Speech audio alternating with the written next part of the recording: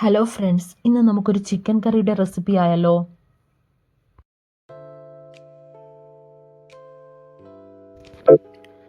കടായി അടുപ്പിൽ വെച്ച് എണ്ണ ഒഴിച്ചു കൊടുക്കാം.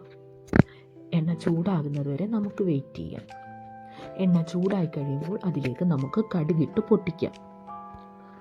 കടുക് പൊട്ടിക്കഴിയുമ്പോൾ അതിലേക്ക് നീളത്തിൽ അരിഞ്ഞു വെച്ചിരിക്കുന്ന സവാള, പച്ചമുളക്, കറിവേപ്പില എന്നിവ ചേർത്ത് ചെറുതായി വഴറ്റി കൊടുക്കാം.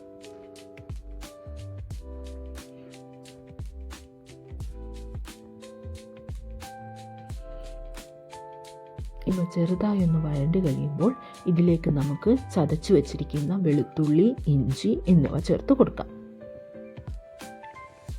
ഇനി സവാള, വെളുത്തുള്ളി, ഇഞ്ചി എന്നിവ നന്നായി ഫ്രൈ ആയി വരണം. നന്നായി ഫ്രൈ ആയി കഴിഞ്ഞാൽ ചിക്കൻ കറിക്ക് നല്ല ടേസ്റ്റ് ഉണ്ടാകും. ഫ്രൈ ആയി കഴിയുമ്പോൾ ഇതിലേക്ക് നമുക്ക് പൊടികളായ മഞ്ഞൾപ്പൊടി, മുളക് പൊടി, മല്ലിപ്പൊടി എന്നിവ ചേർത്ത് കൊടുക്കാം. പൊടികൾ നന്നായി ഫ്രൈ ആവണം, എന്നാൽ കരിഞ്ഞു പോകാനും പാടില്ല. ചെറു തീയിൽ വെച്ച് വേണം ഫ്രൈ ചെയ്തെടുക്കാം. ഫ്രൈ ആയി കഴിയുമ്പോൾ ഇതിലേക്ക് നമുക്ക് ചെറുതായി അരിഞ്ഞു വെച്ചിരിക്കുന്ന തക്കാളി കൂടി ചേർത്ത് കൊടുക്കാം. തക്കാളി ചെറുതായി ഒന്ന് വെന്ത് വരണം.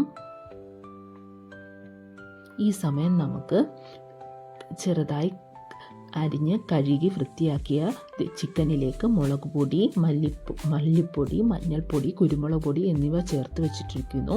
അതുകൂടെ ചേർത്ത് മിക്സ് ചെയ്യും.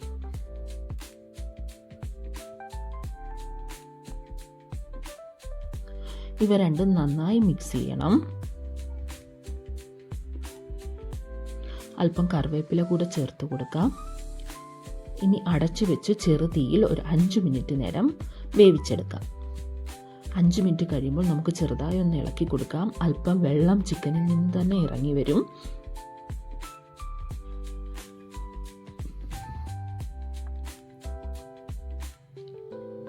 ഇനി നമുക്ക് ഇതിലേക്ക് ഗ്രേവിക്ക് ആവശ്യമായ വെള്ളം ഒഴിച്ചു കൊടുക്കാം. തിളപ്പിച്ചാറിയ വെള്ളം വേണം ഒഴിച്ചു കൊടുക്കാൻ, എന്നാൽ ഗ്രേവിക്ക് നല്ല രുചി കൂടും. നമുക്ക് എത്രത്തോളം ഗ്രേവി ആവശ്യമുണ്ടോ അത്രത്തോളം വെള്ളം നമുക്ക് ഇതിലേക്ക് ആഡ് ചെയ്ത് കൊടുക്കാം. ചിക്കൻ ഡ്രൈ ആയിട്ട് മതിയെങ്കിൽ അല്പം വെള്ളം മതി. ഗ്രേവി വേണമെങ്കിൽ അല്പം കൂടെ വെള്ളം ആവാം. ഇനി നമുക്ക് എല്ലാം കൂടെ മിക്സ് ചെയ്ത് കൊടുക്കാം. ചിക്കൻ ഒന്ന് തിളച്ച് കഴിയുമ്പോൾ അതിലേക്ക് നമുക്ക് 1 ടീസ്പൂൺ ചിക്കൻ മസാല,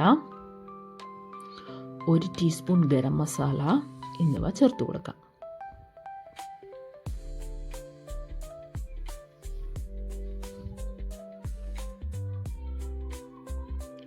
ഇനി നമുക്കിതിലേക്ക് 1 ടീസ്പൂൺ പെപ്പർ പൗഡർ കൂടെ ആഡ് ചെയ്യാം. നന്നായി മിക്സ് ചെയ്യാം.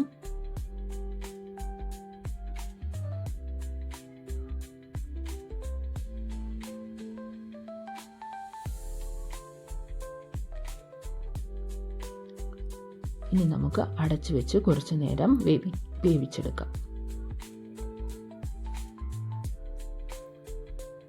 നമ്മുടെ ആവശ്യാനുസരണം ഗ്രേവി ആകുമ്പോൾ നമുക്ക് തീ ഓഫ് ചെയ്യാം.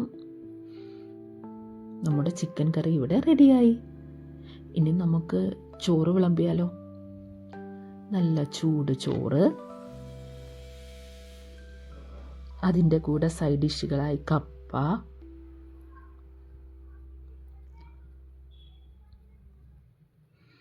നമ്മുടെ രുചിയേറിയ ചിക്കൻ കറി,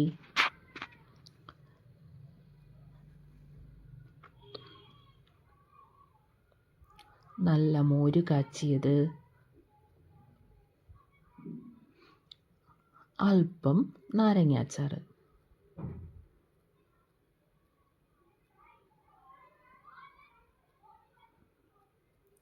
നമ്മുടെ ചോറും റെഡിയായി. നമുക്ക് കഴിച്ചാലോ?